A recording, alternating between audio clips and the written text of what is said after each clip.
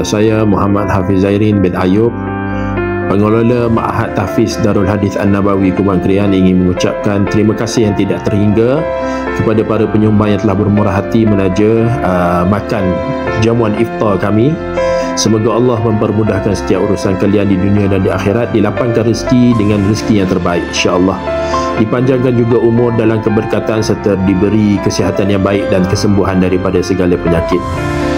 Ya Allah, ringankan bebanan hutang mereka, lindungi mereka dari sebarang kesusahan dan jadikan kebaikan ini sebagai asbab untuk memperoleh ganjaran syurga yang abadi. Amin ya rabbal alamin.